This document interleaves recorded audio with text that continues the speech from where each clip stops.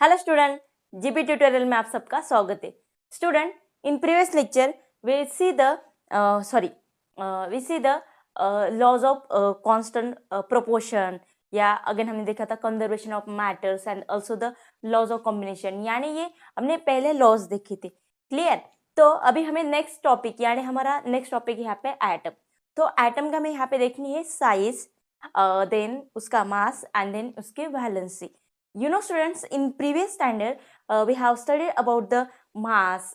मास तो एक बार हमने यहाँ पे देखा था, उसके वैलेंसी कैसे हम निकालते हैं। ठीक है, तो ये सब हमें फिर से यहाँ पे देखना है। क्लियर? सो यहाँ पे पहले तो हम देखते हैं एटम। एटम यानी होता क्या स्टूडेंट? एटम यानी क्या? It's a small particle of element. Atom यानी क्या होता है? Smallest particle of element. ठीक है, एलिमेंट, या हम ऐसे बोल सकते हैं smallest unit of matter. Smallest unit of matter, यानी कि स्टूडेंट हमारा कोई भी मैटर है, जैसे कि ब्लैक बोर्ड है, ब्लैक बोर्ड का भी जाने दो, चौक लेते हैं। ये चौक जब हम इसको क्रश करते तो उसमें से जो पार्टिकल निकलते छोटे छोटे, यानी कि ये कैसे बना? यहाँ पे छोटे छोटे जो कोई एटम्स यानी छोटे छोटे पार्टिकल से बना है। तो वैसे यहाँ पे क्या होता है? स्मॉलेस्ट यूनिट ऑफ मैटर या तो स्मॉलेस्ट पार्टिकल ऑफ एलिमेंट, वही तो होता है हमारा एटम। क्लियर? ये सब हमने 8 में डीप में देखा था। चल अभी हमें देखना है इसकी साइज। फर्स्ट हमें देखना है how to define the size, because atom is very small. अभी यहाँ पे देखा जाए तो एटम हम ऐसे देख सकते हैं क्या? नहीं। ठीक है, तो यहाँ पे इसकी साइज कैसे देखनी है? मान लो यहाँ पे अलग, जैसे हमने लिया पहले यहाँ पे हाइड्रोजन लिया, दूसरा हमने लिया Na। अभी Na के पास यहाँ पे क्या है? Na के यहाँ पे 11 है, और यहाँ पे क्या है? अभी इसका मास लिया जाए तो मास के बारे में अगर देखते हैं यहाँ पे, इनकेस पहले अभी ऑक्सीजन ले लेते हैं, तो ऑक्सीजन के यहाँ पे क्या है? इसका मास यहाँ पे आता है 1, और इसका अगर मास देखा जाए तो 16। ऑक्सीजन तो ठीक है 16 आता है, यानी हम देख तो सकते हैं। हाइड्रोजन तो इज वेरी स्मॉलेस्ट, तो इसका हम यहाँ पे साइज कैसे देखेंगे, कैसे मेजर करेंगे? तो यही हमें यहाँ पे कंसेप्ट देखनी है। क्लियर? तो देखो यहाँ पे पहले हमें साइज, तो हर एक आइटम की साइज यहाँ पे डिपेंड होती है उसके रेडियस पे ऊपर।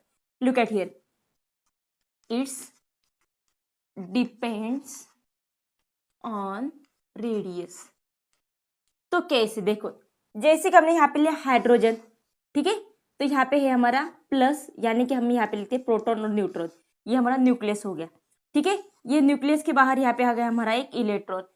तो यानी कि रेडियस, यानी कि इट्स डिपेंड ऑन रेडियस। यहाँ तो क्लियर होगा।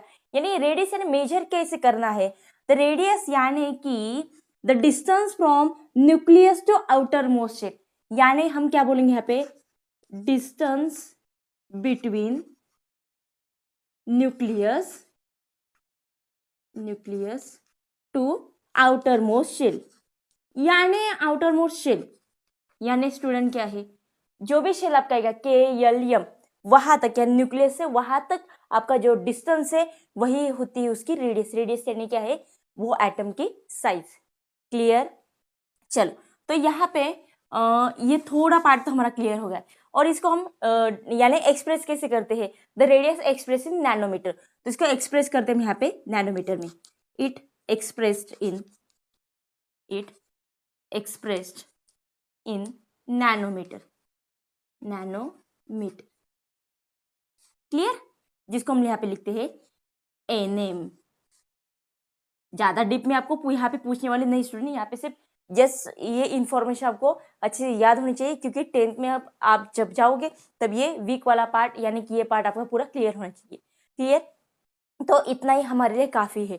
आपको वहाँ पे कुछ वैल्यू दी है, जैसे कि हाइड्रोजन वगैरह समथिंग वहाँ पे, पर अगर आपने देखा जाए तो वहाँ पे क्या दिया है?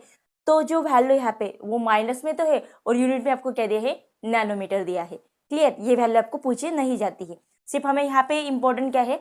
How to define the size. The atom size is defined on the radius. तो रेडियस कैसे देखते हैं? यहाँ पे nucleus to outer most shell, यानी उनके बीच का जो डिस्टेंस है, वैसे हम यहाँ पे इसकी साइज देखते हैं। क्लियर हो गया? अभी इसमें भी कुछ थोड़ा सा पार्ट है स्टूडेंट आगे दिया है, वो भी इंपॉर्टेंट है। वो क्या है? देखो, अभी यहाँ पे हर एक जो एटम है, सभी एटम तो सेम नहीं है, सबका यहाँ पे अगर देखा जाए तो इलेक्ट्रॉनिक कॉन्फिगरेशन सबका अलग है। जैसे पर अगर उनने यहाँ पे क्या बोला है? मान लो जैसे हमने लिया है K और Na, ठीक है, तो यहाँ पे के में कितने इलेक्ट्रॉन्स है, तो टोटल यहाँ पे अगर देखा जाए, यानी कि क्या दिया हमारे यहाँ पे कैल्शियम, और दूसरा यहाँ पे दिया है सोडियम। तो सोडियम के कंपेरेटिव अगर यहाँ पे देखा जाए तो यहाँ पे कितना होता है 14 होता है, यहाँ पे कितना होता है Na होता है।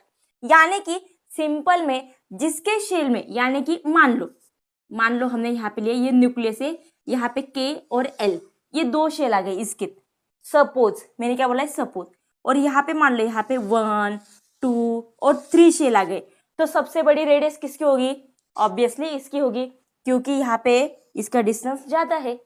Clear, okay. तो ये तो हो गया, पर अगर स्टूडेंट इन केस अगर यहाँ पे आउटर मोस्ट शेल हमारे सेम है, जैसे कि हमने लिया यहाँ पे Na के पास कितने होते हैं 11, ठीक है, और Mj कितना होता है 12, दोनों का इलेक्ट्रॉनिक कॉन्फिगरेशन, यानी कि अगर देखा जाए तो यहाँ पे कितने होते हैं, पहले में 2 आ गए, ठीक है, सेकेंड में कितने आ गए यहाँ पे 1 2 3 4 5 6 7 8। क्लियर होगा यहाँ पे। अभी नेक्स्ट पार्ट वाला, नेक्स्ट में कितने बचे 2 और 8 मिला कितने हो गए 10, अभी बचे 2, 1 2 2 आ गए। यहाँ पे भी सेम उतना, वैसे यहाँ पे न्यूक्लियस है, न्यूक्लियस की बारी है 1 2, देन ये सेकेंड वाला 1 2 3 4 5 6 7 8, और नेक्स्ट वाला यहाँ पे आ गए इलेक्ट्रॉन। क्लियर, तीनों का यहाँ पे अगर देखा जाए, दोनों के यहाँ पे आउटर मोस्ट शेल सेम है 1 2 3 1 2 3, तो यहाँ पे दोनों सेम है, तो दोनों की रेडियस सेम होगी क्या, नहीं। तो यहाँ पे जिसके पास कम इलेक्ट्रॉन है, if the outer most shell are same in 2 elements, 2 या मोर देन, देन तो यहाँ पे क्या करना है, जिसके पास if the animal have the minimum electron, जिसके पास कम इलेक्ट्रॉन है उसकी रेडियस ज्यादा होगी। तो यहाँ पे देखो आउटर मोस्ट शेल में किसके पास कम इलेक्ट्रॉन है, सोडियम के पास कम है, मैग्नीशियम के पास थोड़े ज्यादा है, तो रेडियस किसकी ज्यादा होगी, ऑब्वियसली Na के होगी, और Mg उस रेडियस से क्या होगा, कम होगा, यानी लेस देन होगा। क्लियर, रूल समझ में आ गया स्टूडेंट, ठीक है। तो ऐसे हम यहाँ पे साइज देखते हैं। तो अगर स्टूडेंट आपने ये थोड़ा नोट कर लिया तो आपके लिए बेहतर है।